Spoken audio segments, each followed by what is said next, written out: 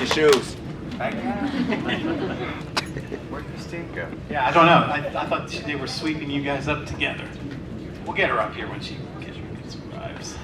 Hi, everyone. Whoa, that's loud. He's the reason that every third person I see here is carrying a Chucky doll. So, yeah, so it sounds like you're, and are you doing, I know there's photo ops, you guys are doing photo ops this weekend. Are you doing any with the factory set? There's a good guy factory set? Yeah, we did it yesterday and today. I think tomorrow also. Okay, so you can get that as well as just solo photos with, and a group photo of the three of you.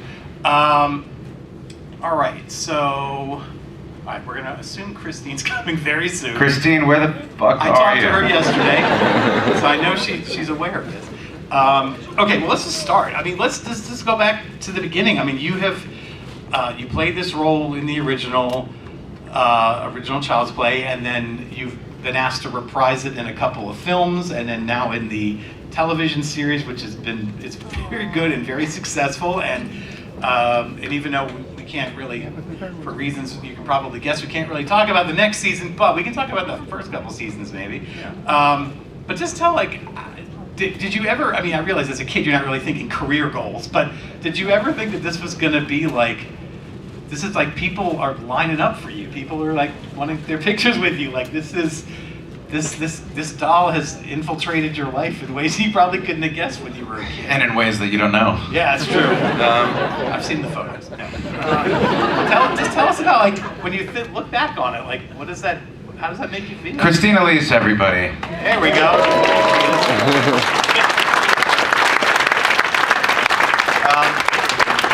No, of course, you know, at 6 years old, no one could have predicted that 35 years later we'd be in a room full of appreciative people, and we, you know, had 7 films and 16 hours of a TV series. So no, of course we couldn't have predicted that. When we made the sequel, you know, we made Child's Play 2, I got the impression Chucky was, you know, going to be around for a bit. But no, I you know, after my character was, well, after I was recast going into the third film, I thought that was it. I mean, I didn't come back into the franchise for 23 years after that. So that was a call I was very happy to get.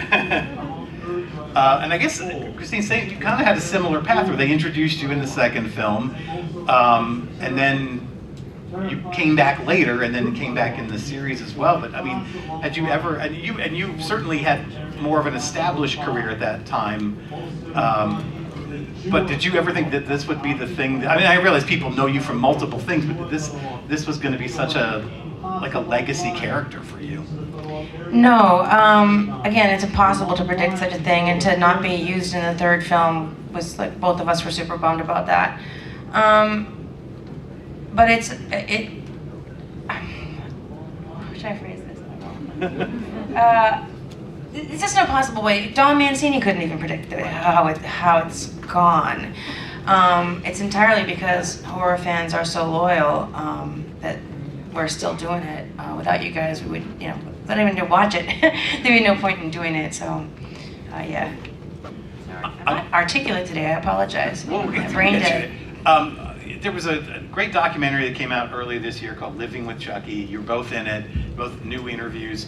That basically just, I'm sure most of you have seen it if you're here, but it basically just walks through very cleverly, like film by film, not just the stories and the, you know, different changing cast members, but like it goes through the filmmakers, and her name is Jennifer? Kira Gardner, right? And she is the daughter of Tony Gardner. Yeah, Tony Gardner's like the main makeup guy for these movies. And no, he's a puppeteer. He's the Chucky. Oh yeah, that's right. He's a puppeteer. So, but he's in it for the whole run, and so she grew up watching with all of you, like kind of, and I thought that was such an interesting perspective to really. But what do you remember about her being like around? And I don't remember her when we were young. Right. And also Tony didn't join until Seed of Chucky. Right. It was Kevin Yeager Okay. who was Chucky in the first 4, Okay. including Pride, I think. Yeah, so I didn't meet Tony until my little spot in Cult. Right, That's when yeah. first time I met Tony. But no, Kira's younger, so yeah, since she was a child, Yeah. she grew up with Chucky in her life. Much like much Fiona. like I did, much like Fiona did. Yeah. Right, exactly. Fiona Dorff. Let's see here. I guess because you guys were relatively young when you made your first films in this series, did any of this even like get to you? Did any of this scare you, or was it just fun for you? No, it wasn't scary. I mean, when you're there and you're doing the same thing over and over again, and you see all the wires that come out from it, and you know that your job is to make you guys scared. No, there's no opportunity to be frightened by it. Yeah. Also, when you're shooting, like say we're doing a scene, behind the camera is this many people. Yeah. It's a huge crowd of people that make it happen, so it doesn't feel remotely scary. But I have to imagine when you're face to face with a moving doll, even if there's like a team of people operating, that's kind of where your focus goes. Like you can't ignore like a talking doll or moving doll when you're shooting it. Like it's like being in front of Muppets. That doesn't mean it scares you. Yeah, no, I know, but it had to have like that's like a really unique experience. Like probably nobody else you knew had that experience.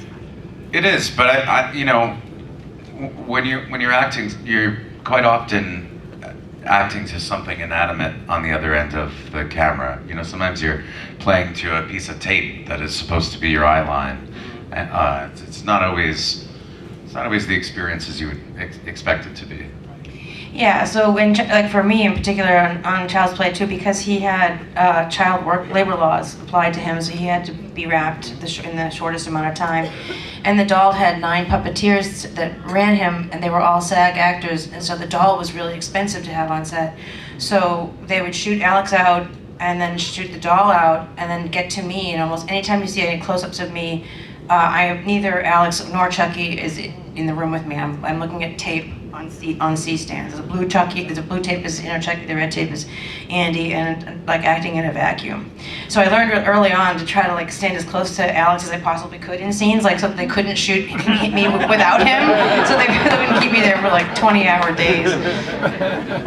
I think, if I remember correctly, in the documentary, one of the things they bring up about Kyle is that she has become this like feminist icon, like this sort of hero in a horror movie that I think goes beyond the whole final girl idea, and it's like she's like the hero, and not just like a survivor, like a slasher movie. Would you have any sense of, was that one of the things that you kind of responded to when you first got that script? Was that she was an action star? Kind of? Well, my stock in trade for most of my career has been playing the offbeat, misunderstood, tough chick with a heart of gold. I played that character a lot. It's not too far from who I really am.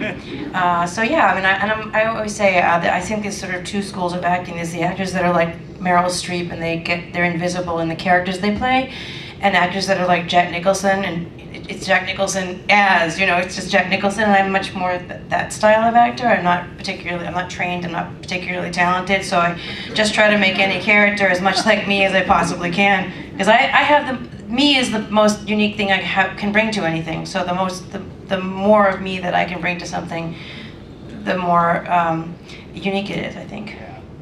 I want to ask you about Christine, about another horror film you were in. I don't know if I've ever met anyone who's worked on an Abel Ferrara film before. She was in his version of Body Snatchers. Tell me, I mean, and that's one of his most like commercial film, like in terms of the way it was released. It seems like it was everywhere when it first came out. What do you remember? Just give me your best Abel Ferrara story. There has to be several, I'm guessing, but hopefully it was a good experience. He's crazy, yeah, he's really crazy. He's like wired, like he's on drugs all the time. He's a really speedy kind of a guy. It's possible. I didn't say that. But we shot for 3 months in Selma, Alabama, and at a sort of abandoned army base thing. Selma, Alabama is a historic city in this country, and it was sort of fun to be in that history of that town, and the bridge, the Pettus Bridge, and all that. March to Montgomery stuff, you know. My thing with Abel, I think I'm pretty bad in that movie because Abel, like, he hires people he likes and for whatever department they're in, and he completely trusts you to do your job, and he's kind of hands off. And he'll let you say anything you want. Like, he'll like, as long as you get the point across in this scene, you can say any fucking words you want. And that was too much freedom for me. I didn't need, I needed more structure than that. I just think of winging it, and I feel like I'm just awful in that movie. I mean, that movie's wild anyway, but yeah, I don't think you're bad in that movie at all. The movie's really good. I think the movie's underrated. I think the movie, Yeah. and it holds up really Great. well, but I don't think I'm good in it. And I realize that, again, you might be slightly limited how much you can talk about the series, but have you enjoyed the opportunity, like, to sort of dig into these characters a little more on a series than maybe you would, you know, 2 movies separated by 20-some years? Has that been kind of an interesting Well, combination yeah. of this run? I mean, both of our characters have had really fun stuff to do on the show. Andy has been through quite a bit in his life, in general, but it doesn't seem like his days are getting any better. So yeah, of course that's fun. But even more than just our characters, I can say that, you know, Christine and I are both such huge fans of the show and such huge fans of the work that they did. You know, working on a movie for 3 months and then, you know, you wait maybe a year and then it comes out and you just have that one experience of watching it. That's one thing, but especially with you guys who we feel very connected to, we've been to conventions forever, we've met countless Chucky fans in our lives. So to watch it week to week with all of you, and it's so much content. I mean, we put out 16 hours of a show. It's full of surprises for us. We may know what's in the script, but you really just have, we've been so even more than pleasantly surprised by the way that they've put everything together. It's just been brilliant. You know, we all know Don's brilliant, but everyone who works on that show, I think, has just done a fantastic job. So. You brought up Don. Okay, so there's a microphone right there in this aisle here. If you guys, I'm going to have you start lining up if you've got questions. But the last thing I wanted to ask was about Don and just what is different about him than maybe some of the other creators that you've worked with? Because clearly a lot of loyalty there. Like, he somehow inspires this in a lot of people he works with, and they keep coming back, and he keeps coming up with this creative stuff. Tell me what's a little different about him. Well, first off, he's just very loved by everyone. He's very dedicated to this story. It's his baby, of course, but it means a lot to him. That comes across. He's, you know, there and accessible. As a showrunner, obviously, he has so much to do. But yeah, he's considerate and he's kind, and if anyone has questions, he's very, very approachable. He has fun doing it, and that's obvious. So yeah, Yeah, he's a huge cinephile. He's a genuine fan of movies, and I think that shows. And like he said about the magic of Dawn, and the reason that the Chucky's franchise has, I think, gone as long as it has, is the complete sincerity of Don Mancini. I always sort of compare it to like Aaron Spelling would make, you know, Love Boat and corny shows that were huge hits, and people would try to copy it. I know the formula. I can make a fucking stupid show about kids in high school too, but there's no sincerity behind it. Aaron Spelling did not think he was making corny television. Aaron Spelling was sincere about it, loved it all, very hands-on, right down to the lipstick colors you wore. And so when people would try to copy him from a jaded perspective, you can feel that in the product. Audiences can feel that you're just throwing some bullshit at them, and I don't think anyone ever feels that with Dawn. Do we have any questions? Just come up to the mic here. You can go.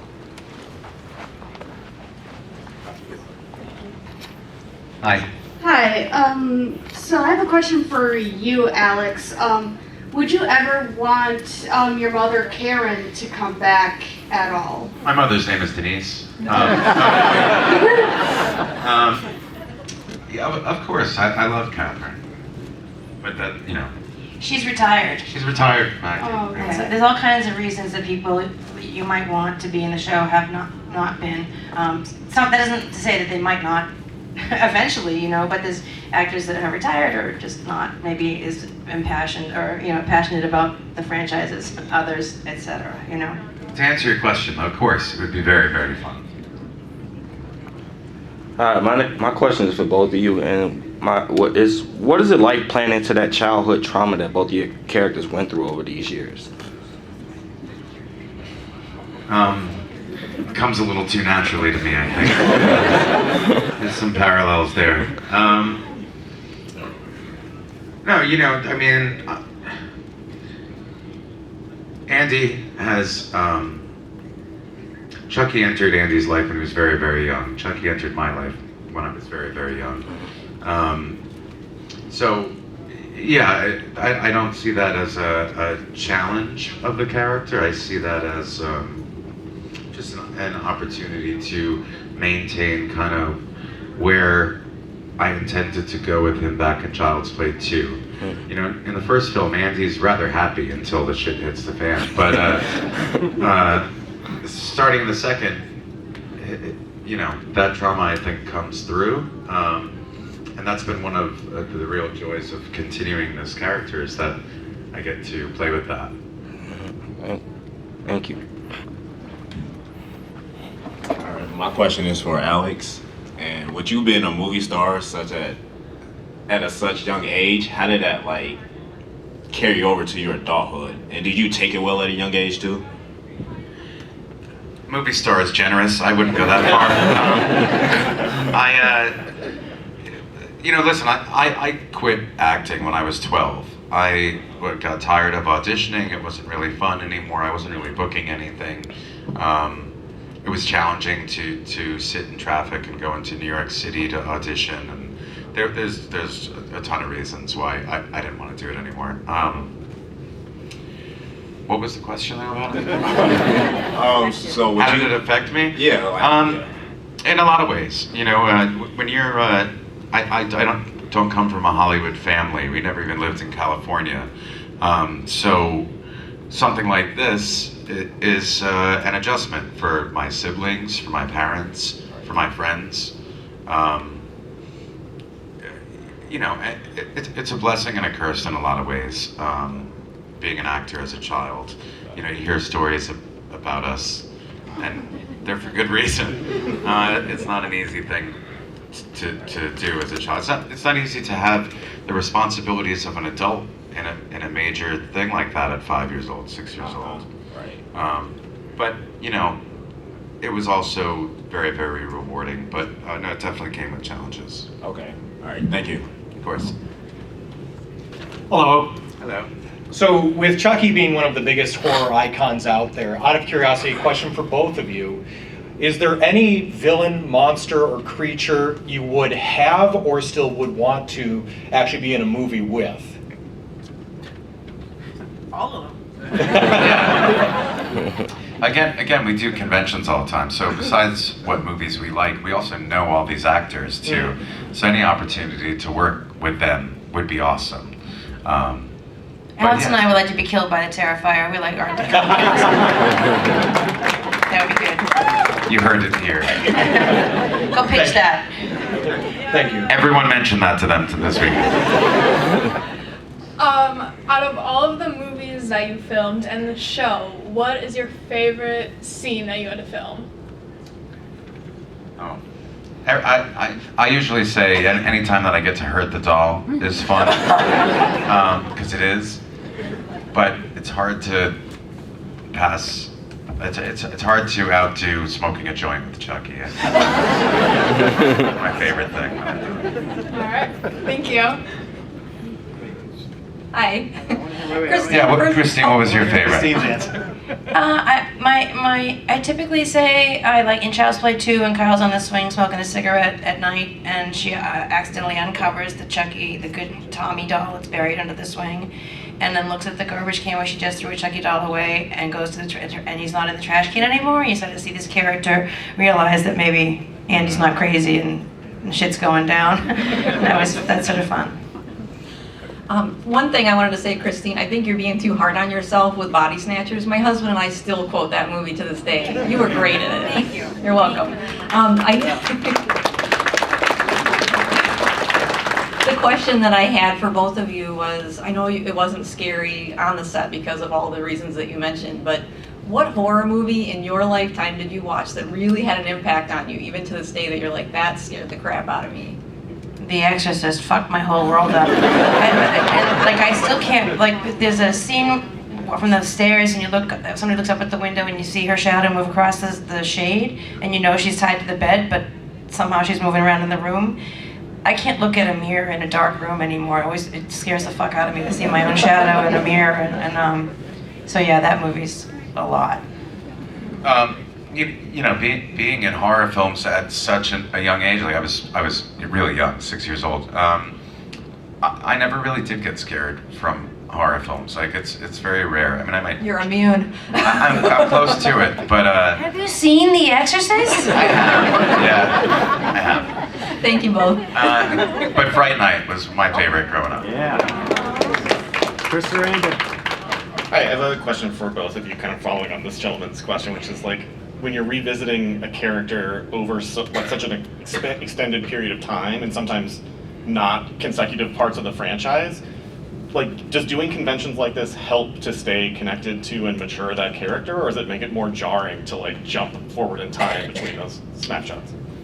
The conventions keep us connected to all of you and to the fandom of Chucky, to the to how important he is to people, and that is inspiring, of course. But I wouldn't really say that so much translates to the ability to live that character. I don't really feel a connection between that, but it does.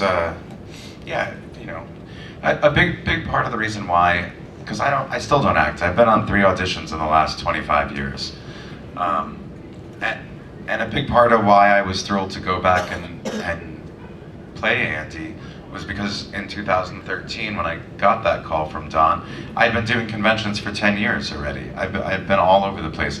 I've heard and experienced the exchange of appreciation from me to all of you guys, and that was one of the major motivating factors that, number one, helped me feel like I could do it, and maybe even do it well, and have the guts to try. But acting is acting, it's all fake, and so, you know, like working with the doll is no more difficult than working with a real actor. In fact, you know, maybe easier in some ways, because, you know, some actors suck, and they're not fun to work with. But yeah, it's all just pretend, so you know. It is? Yeah, and like I said. Doesn't feel like it sometimes. And I'm just kind of me, doing me most of the time anyway, so. Awesome. Thank you so much for being here. I think Chucky is real, if you ask me. My question is, I'm sure over so many films and episodes, not everything goes completely as planned. Do you have any favorite stories of any type of technical failures or bloopers that might have happened? Yeah, I have one. When we were filming Child's Play 2, and this was, I think, in the scene with Grace Sabrinsky in that orphanage place, and we were filming, and there, you know, stage lights are very, very hot, and there were these big round light fixtures, and we were filming, and the stage light burnt through whatever was holding that up, and it fell and landed on my head. So everyone obviously was in a panic when the star of the film, who happens to only be 8, gets hit in the head with a giant light fixture. And I remember they all like screamed, so I kind of ducked my head and it hit the back of my head. I remember it not really hurting, but they freaked out, picked me up, ran me out of there. They were asking me, "What's your name? Do you know what your name? Do you know where you are?" And like, so yeah, that was an example of something going pretty wrong. I did an episode of the old Baywatch before Pam Anderson, the sort of network version of Baywatch. I happened to be shooting Baywatch when I was told that I got Child's Play 2. But my character in it has to be handcuffed and thrown backwards into the water at you know, horrible, scummy water with oils, like disgusting. But they can't throw you in the water with your hands really handcuffed. They had to be breakaway handcuffs. So of course I tried to stop my fall the first time and broke it and had to get completely dried off and to get thrown in the water again.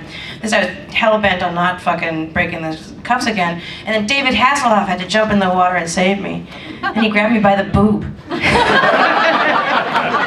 So I got felt up by David Hasselhoff. That's how he saves people. Thank you guys for sharing. Last question. Hi, so kind of similar question. What's your favorite convention story? If you guys have been doing this for a while, like what's the one when someone goes, anything weird happened or anything heartwarming, like what's your go-to? I can't say that in here. No.